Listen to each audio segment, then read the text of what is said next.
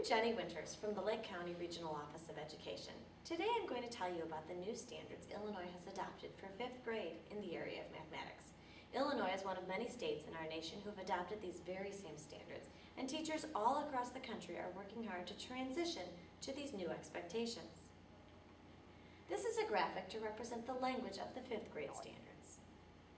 The words that appear the largest are the words that appear most often in the standards. So you can tell our 5th graders are going to be talking about volume, fractions, numbers, multiplication, because these words appear so often. These are the 3 critical topics of study for 5th grade. Operations with fractions, fluency with multi-digit operations to extend to decimals, and then volume.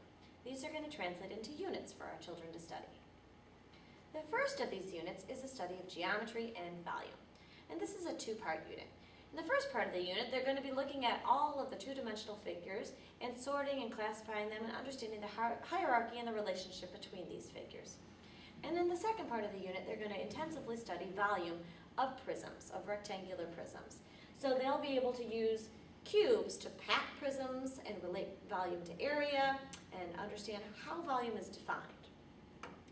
In the next unit of study, they're really going to delve deeply into fractions and fraction operations. They're going to build on their understanding of what fractions are and the relationship between fractions and unit fractions to be able to add fractions with unlike denominators, subtract these fractions, and multiply them. In their next unit, they're going to relate all of their understanding of fractions to decimals. So they'll be fluent in their operations with multi-digit numbers, which includes decimals. They'll be able to add, subtract, multiply, and divide any of these numbers to solve problems. And finally, 5th graders are going to be introduced to coordinate geometry. They will learn the language of describing the coordinate grid and the coordinate plane and lay a foundation for algebra and graphing for middle school. How are students going to develop a deep level of understanding of these concepts if they've only got a few topics to study? Well, they're going to spend quite a bit of time representing these ideas in multiple ways.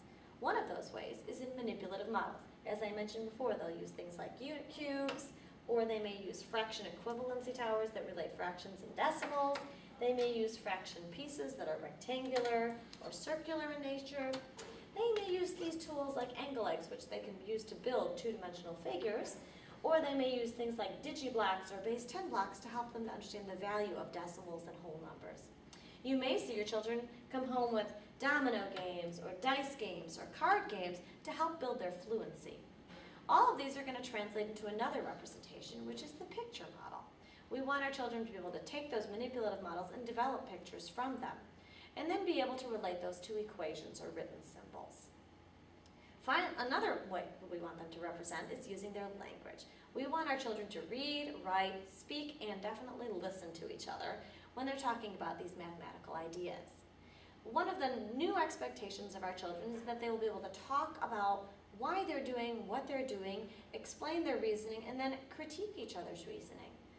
And finally, we want them to be able to represent these ideas with real-life situations. They may be presented with real-world problems, or they may be asked to come up with real-world situations to represent these ideas.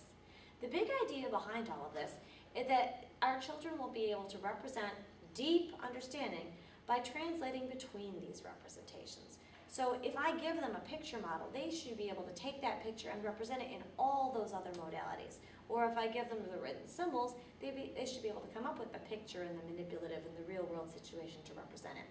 It's the transitioning between these representations that shows us that our children have a deep level of understanding.